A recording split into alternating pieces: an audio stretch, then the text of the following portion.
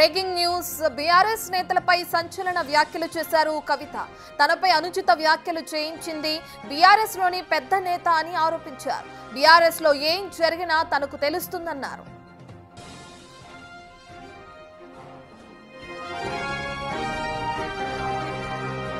నల్గొండ జిల్లాకు చెందిన లిల్లీపుట్టు నాయకుడంటూ తన గురించే కామెంట్స్ చేస్తాడా అని తీవ్ర ఆగ్రహం వ్యక్తం చేశారు కవిత.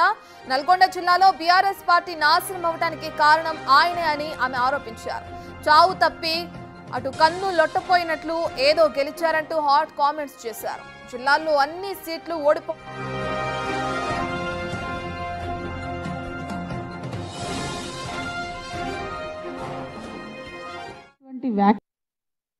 అనుచితమైనటువంటి వ్యాఖ్యలు ఒక ఇంటి ఆడబిడ్డగా నా మీద చేస్తే యావత్ తెలంగాణ బాధపడి అనేక మంది ఎక్కడికక్కడ డైరెక్ట్గా రియాక్ట్ అయ్యారు.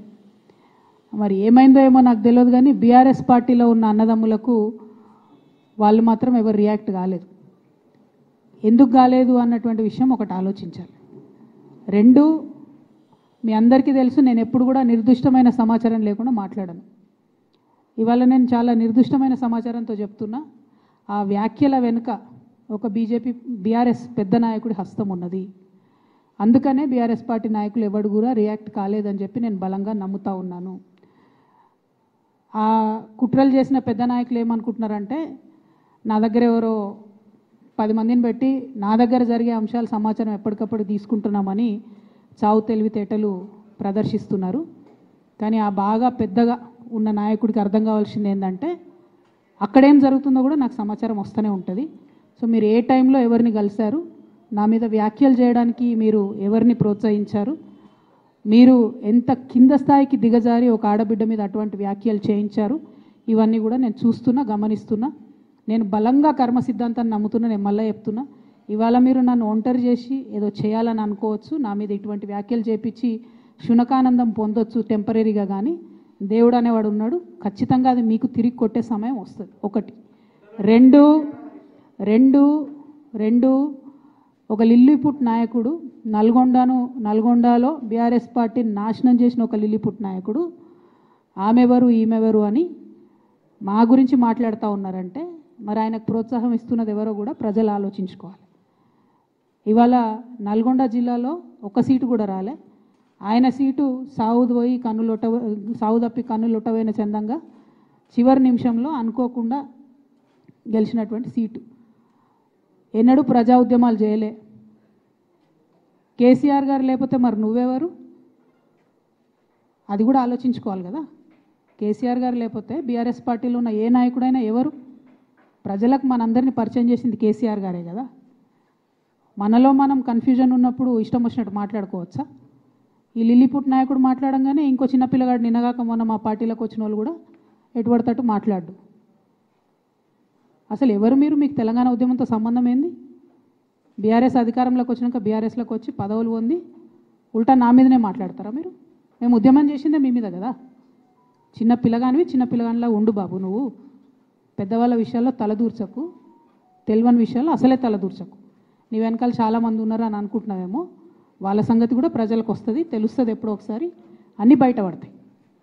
ఒక ఆవేదనతో చెప్తున్నా, నేను ఉట్టిగా చెప్తలేను. రాజకీయం చేయొచ్చు, కానీ ఇంత నీచంగా ఒక ఇంటి ఆడబిడ్డ మీద ఇటువంటి మాటలు మీరే అనిపించి స్పందించకుండా ఉంటారా? తెలంగాణ ప్రజలు ఊరుకోరు. నేను చెప్తున్నా, అనుచితమైనటువంటి వ్యాఖ్యలు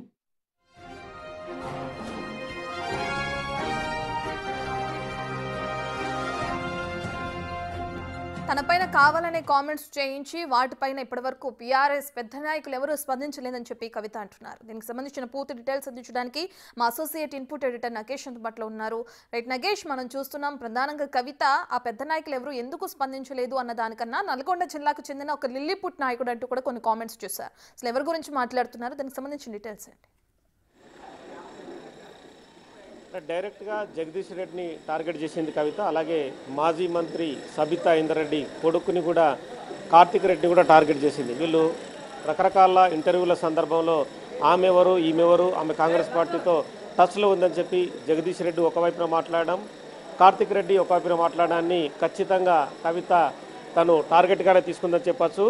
నల్గొండ జిల్లాలో మొత్తం ఓవరాల్గా బీఆర్ఎస్ పార్టీని నాశనం చేసిందే జగదీష్ రెడ్డి. ఆయన ఒక్కటి గెలిచింది కూడా ఏదో చావు తప్పి కన్నులొట్టబోయిన సందంగా గెలిచాడు. మొత్తం ఓవరాల్గా అన్ని సీట్లు ఓడిపోవడానికి జగదీష్ రెడ్డే కారణం అని చెప్పి డైరెక్ట్గానే అటాక్ చేసింది. జగదీష్ రెడ్డి ఏ ఉద్యమం చేశాడు, ఏం చేశాడని చెప్పి డైరెక్ట్గానే కామెంట్ చేసింది. కానీ బీఆర్ఎస్ పార్టీలో ఇప్పుడు జరుగుతున్న పరిణామాల్లో కూడా కవిత తనను ఒంటరి చేసినట్టుగానే డైరెక్ట్గానే మీడియా ముఖంగా చెప్పుకొచ్చిన పరిస్థితి.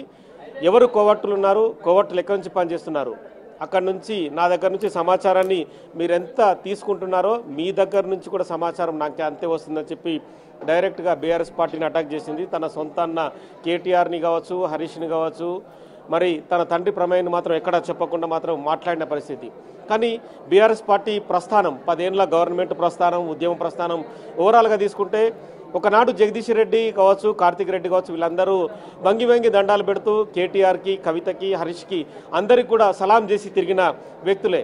కానీ ఈరోజు అదే కవితకు సలాం చేసిన జగదీష్ రెడ్డి డైరెక్ట్గానే కవితను ఆమె ఎవరు ఈమె ఎవరు అన్న పదాలతో మాట్లాడినది కవిత మాత్రం సీరియస్గానే తీసుకుందని చెప్పచ్చు. ఖచ్చితంగా ఇంకోసారి నా గురించి మాట్లాడితే తీవ్ర పరిణామాలు ఉంటాయని చెప్పి డైరెక్ట్గానే కేటీఆర్, హరీష్ తర్వాత ఉన్న నాయకులందరికీ హెచ్చరికలు పంపింది. ఇక సబిత, మాజీ మంత్రి సబితా ఇంద్రారెడ్డి కొడుకు కార్తీక్నైతే చిన్నపిల్లలాగే ఉండాలి, పెద్దల వ్యవహారంలో తలదూర్చకూడదు, పెద్దల పంచాయతీలో ఏమాత్రం తలదూర్చినా బాగుండదని చెప్పి కార్తీక్ చిన్న పిల్లడంటూ కామెంట్ చేసిన పరిస్థితిని మనం చూడొచ్చు. కవిత 72 గంటల దీక్షకు బీఆర్ఎస్ పార్టీ నుంచి మద్దతు లేకపోయినా, ప్రభుత్వం అనుమతి ఇవ్వకపోయినా తను ఉంటున్న ఇంట్లోనే 72 గంటల దీక్ష చేస్తా అని చెప్పి ప్రభుత్వానికి సవాల్ విసిరింది. 42% రిజర్వేషన్లు ఖచ్చితంగా రావాల్సిందని చెప్పి పట్టుపట్టింది. సో ఈ వ్యవహారం ఇట్లా నడుస్తుంటే బీఆర్ఎస్ నుంచి మాత్రం ఏమాత్రం కవితకైతే సపోర్ట్ రావడం లేదు. బీఆర్ఎస్ పార్టీలో ఉన్న నేతలు కవిత దీక్షను కావచ్చు, 42% రిజర్వేషన్లకు సంబంధించిన అంశాన్ని కూడా ఏమాత్రం పరిగణలోకి తీసుకోవడం లేదు. అంటే ఈ మధ్య జరుగుతున్న పరిణామాలు, లెటరు బయటకు విడుదల చేసిన తర్వాత, కవిత అమెరికా నుంచి వచ్చిన తర్వాత తెలంగాణ భవన్ గడపని కూడా ఇప్పటివరకు కవిత తొక్కలేదు. తెలంగాణ భవన్లో ప్రెస్ మీట్ పెట్టలేదు. తెలంగాణ భవన్కే రాకుండా చేయాలని చెప్పి అక్కడున్న తెలంగాణ భవన్ ఇన్ఛార్జ్కి డైరెక్ట్గానే చెప్పినట్టు సమాచారం. ఈ క్రమంలోనే తెలంగాణ భవన్ వైపు కవిత వెళ్ళడం లేదు. తన ఇంట్లో ప్రెస్ మీట్లు పెడుతుంది, లేదంటే సోమాజిగూడ ప్రెస్ క్లబ్లో మిగతా చోట్ల మాత్రం ప్రెస్ మీట్లు పెడుతుంది, లేదంటే మీడియాకి ఇంటర్వ్యూలు ఇస్తుంది. కానీ చిలికి గాలివాలుగా తయారైనట్టు ప్రస్తుతమైతే కొంతమంది పెద్దలు, బీఆర్ఎస్ పార్టీలో ఉన్న కొంతమంది పెద్దలు టార్గెట్ చేస్తున్నారు. ఆ పెద్దల పేర్లు చెప్పకుండా కూడా తనన్నని టార్గెట్ చేస్తూ మాత్రం మీడియా ముఖంగా మాట్లాడిన పరిస్థితి. తనన్న కేటీఆర్ చెప్పడం వల్లే జగదీష్ రెడ్డి, కార్తిక్ రెడ్డిలో లాంటి నేతలందరూ మాట్లాడుతున్నారని చెప్పి చెప్పుకొచ్చిన పరిస్థితి. బీఆర్ఎస్ పార్టీ తీరుతెన్నులు కావచ్చు, ఉద్యమ ప్రస్థానం కావచ్చు, బీఆర్ఎస్ పార్టీ 2001 నుంచి ఇప్పటివరకు జరుగుతున్న పరిణామాలు కావచ్చు. కానీ ప్రభుత్వం కోల్పోయిన తర్వాత జరుగుతున్న పరిణామాలు మాత్రం ఒక రకంగా ఇటు కవితని, అటు బీఆర్ఎస్ పార్టీని ఖచ్చితంగా కలవరపెడుతున్నాయి.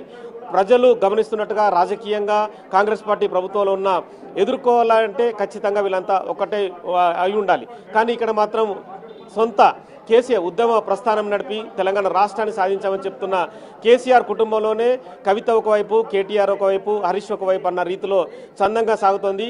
నేతలు జగదీష్ రెడ్డి చూస్తే కనుక అటు కేసీఆర్తో తిరుగుతుంటాడు, ఇటు కేటీఆర్తో తిరుగుతుంటాడు, హరీష్ రావుతో తిరుగుతుంటాడు. కానీ కవిత విషయానికి వచ్చే వరకు ఆమెవరు ఈమెవరు అన్న పదాలని వాడడం ఖచ్చితంగా నొచ్చుకున్నట్టుగా కనిపిస్తుంది. ఒంటరిని చేసి ఒక ఆడపిల్లని ఆడుకుంటున్నారు. ఖచ్చితంగా ఆడపిల్ల మహాశక్తి అయి మీ పైన దాడి చేస్తుందని చెప్పి డైరెక్ట్గానే అటాక్ చేస్తుంది. మరి ఇవన్నీ పరిణామాల పైన అంటే తన సొంత చెల్లెలు టార్గెట్ చేస్తూ మాట్లాడినా కూడా వర్కింగ్ ప్రెసిడెంట్గా ఉన్న కేటీఆర్ మాత్రం ఇప్పటికీ నోరు విప్పడం లేదు. హరీష్ కూడా, సొంత బావ హరీష్ కూడా ఏమాత్రం మాట్లాడలేదు. ఇప్పటికీ కేసీఆర్ నుంచి, పార్టీ అధినేత అధ్యక్షుడు ఉన్న కేసీఆర్ కూడా ఏమాత్రం బయటకి ఒక స్టేట్మెంట్ కానీ, తన సొంత కూతురు, ముద్దుల తనియ కవిత మాట్లాడుతున్న మాటలపైన ఏమాత్రం అంటే బయటకి ఏదో రకమైన స్టేట్మెంట్ ఇవ్వాలి, సర్ది చెప్పే ప్రయత్నం వల్ల చేయాలి. మీడియాకి ఖచ్చితంగా ఈ వ్యవహారాన్ని చెప్పాలి. కవిత లెటర్ బయటకు విడుదల చేసినప్పటి నుంచి ఇప్పటి వరకు కూడా ఏమాత్రం బీఆర్ఎస్ పార్టీ నుంచి ఏమాత్రం కూడా వాళ్ళ కుటుంబం నుంచే, బయటకు మాత్రం కవితను సపోర్ట్ చేస్తున్నట్టుగా వ్యతిరేకిస్తున్నట్టుగా స్టేట్మెంట్ రావడం లేదు. కానీ కింది స్థాయి నేతలు మాత్రం ఖచ్చితంగా పై స్థాయి నేతలు చెప్పినట్టుగా మాత్రం అటాక్ ఎదుగుతున్నారు. అదే రీతిలో ఒంటరి అయిన తాను ఖచ్చితంగా మహాశక్తినై దాడి చేస్తానని చెప్పి బీఆర్ఎస్ పార్టీ పైన విరుచుకుపడుతుంది. ఈ పరిణామాల నేపథ్యంలో రేపటి నుంచి సోమ, మంగళ, బుధవారాల్లో 72 గంటల దీక్షకు కవిత పూనుకుంది. బీఆర్ఎస్లో ఉన్న మాజీ అంటే ప్రస్తుతం ఎమ్మెల్యేలు, ఎమ్మెల్సీలు కావచ్చు, మాజీ కార్పొరేషన్ చైర్మన్లు, మాజీ ఎమ్మెల్యేలు, జెడ్పీటీసీలు, ఎంపీటీసీలు ఎవరైనా కావచ్చు, కానీ కవితతో నడవడం కోసం అయితే ఎవరు ముందుకు రావడం లేదు. బీఆర్ఎస్ పార్టీ డైరెక్ట్గా ఒక లైన్ విధించినట్టు కనిపిస్తుంది. పార్టీ బియాండ్ లైన్ ఎవరైనా వెళ్తే మాత్రం సస్పెండ్ చేసే అవకాశం కూడా కనిపిస్తుంది. కానీ అదే పార్టీ పైన డైరెక్ట్గా అటాక్ చేస్తున్న పార్టీ మాత్రం ఇప్పటికీ కవిత పైన సస్పెన్షన్ కానీ, కవితను టర్మినేట్ చేయడం కానీ ఏమాత్రం చర్యలు తీసుకోవడం లేదు. గతంలో జరిగిన పరిణామాలు